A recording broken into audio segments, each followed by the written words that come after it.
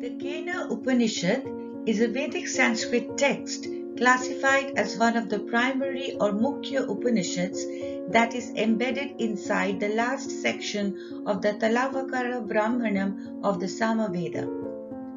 At whose desire does the mind function? Who puts the first vital force into motion? This has been an eternal question. The Brahman or the transcendental spirit, answers the Rishi. It is neither seen by the eye nor heard by the ear, nor does the mind know it. The spirit is the seer of the eye, the hearer of the ear, and the knower of the mind. It is through the power of this all-pervasive spirit that everything else functions. It is beyond the reach of the senses and can only be felt like a mighty presence through intuition. It is that spirit that is the real God and not the many gods that people worship.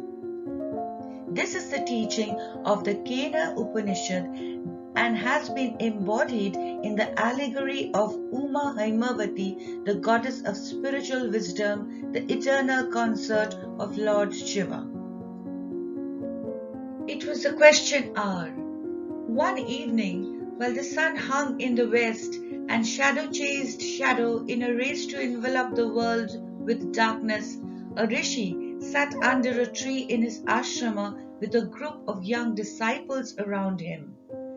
Everything there was simple and chaste, as behooved the dwelling of the saint, known for his life of contemplation and good work. The evening prayers were just over, and the youths came out with their questions. Man is by nature inquisitive. He is never satisfied by that which is apparent to him. He wants to probe into the unknown and the beyond. Is this all? Is there nothing behind the visible body and the invisible mind? Thus the questioning mind goes on, digging deeper into the realm of consciousness till curtain after curtain lifts and he has a vision of the ultimate reality or Brahman. At whose behest does the mind run towards its objects? Who bids the first vital powers to act? And at whose desire does the eye, the ear, and the power of speech function? This was a pretty formidable array of questions. The Rishi of the Kena Upanishad said calmly, "The power that inspires all these is one and indivisible. It is behind and beyond all that functions visibly. It hears the ear, sees the eye, and knows the mind. Neither our senses nor the mind fully grasps reality. They all move and act through the power that pervades all existence. That fountainhead of all energy is the real spirit, and what people worship as so many gods are but mere reflections. He who knows and realizes this truth enjoys immortality. Here and now in this life is this opportunity to know this great truth, otherwise a great chance is lost forever." Who then is so fortunate as to realize this truth that you speak of and extol? And how to know that one is in the possession of this truth of truths? Was the next query. "Well spoken," said the Rishi. "Not he who says, 'I know,' knows it.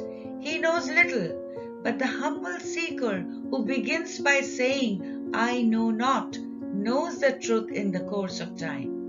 It gradually illumines his mind like the rising sun.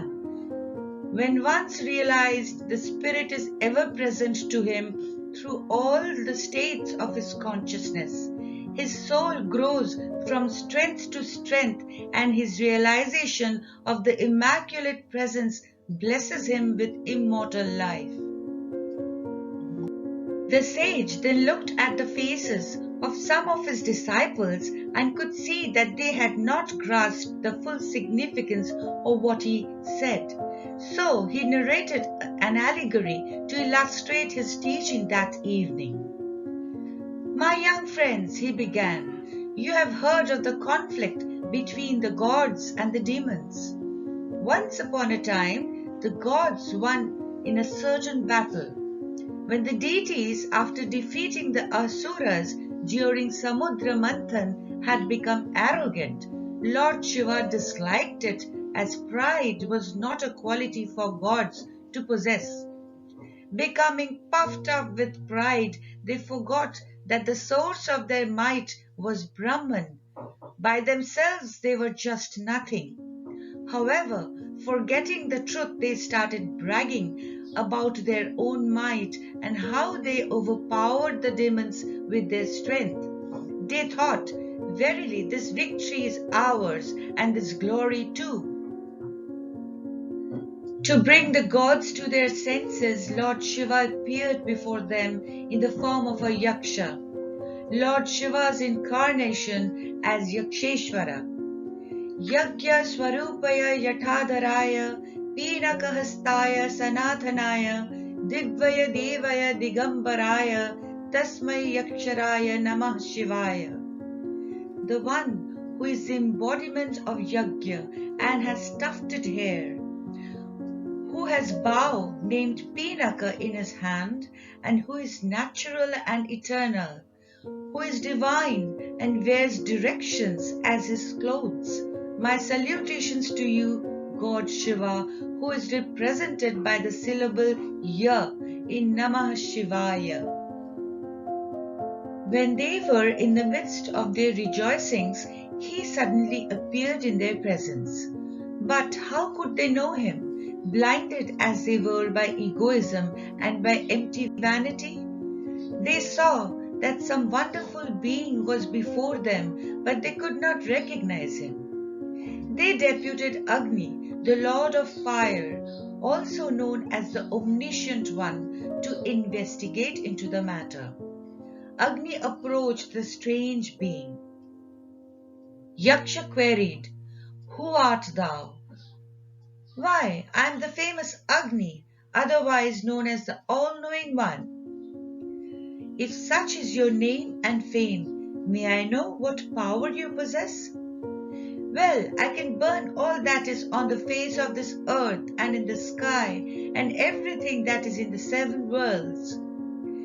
Yaksha put before him a dry blade of grass and said, "Bravo, mighty one, burn this blade and oblige." Agni tried with all his might to burn it up, but he could not even singe it.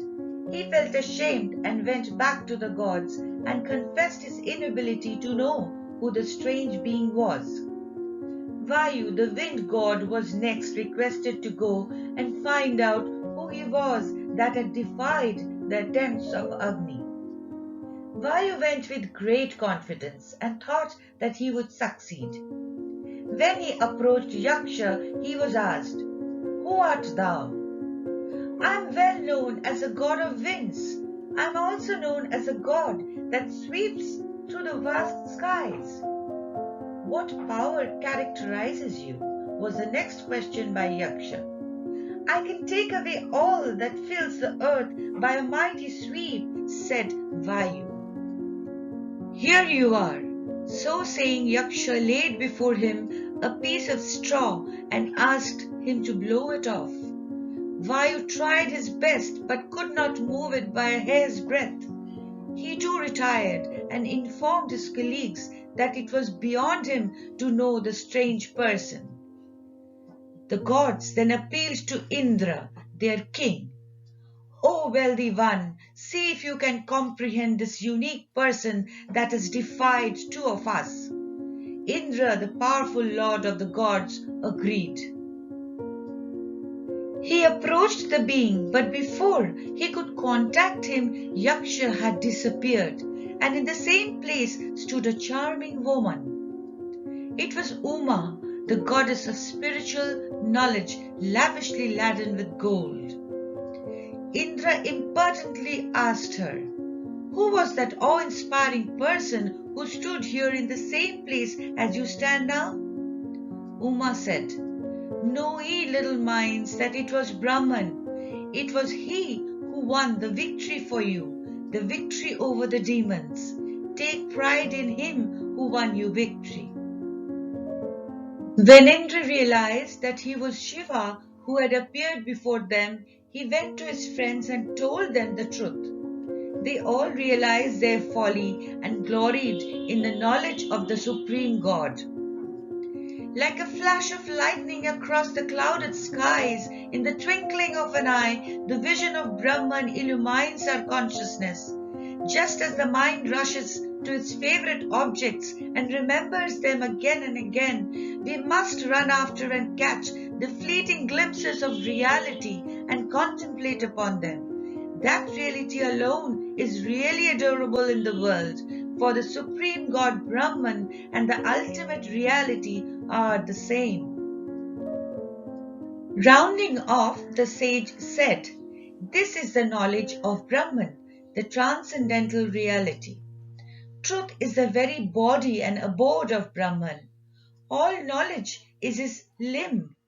Penance, self-control, and good work are its support."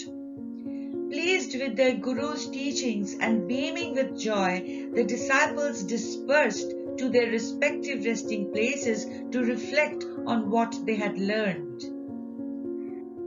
Brahman alone exists. Ekam Sat Vipraha Bahuda Vadanti. The story tells us of the nature of absolute reality, the Brahman. All other objects, such as the body, the senses, and the mind, are falsely superimposed on it, like an illusory snake upon a rope. As the rope is the true essence and self of the illusory snake, so Brahman is the essence and self of the eye, speech, mind, and the rest. The essence or Brahman is consciousness, the eternal, infinite subject. It cannot be made an object of the material and finite senses. The tongue defines an object by means of words. The words are said to meet the objects, but Brahman is the very essence and self of all, including both the words and the tongue that utters them. Therefore, speech cannot define Brahman.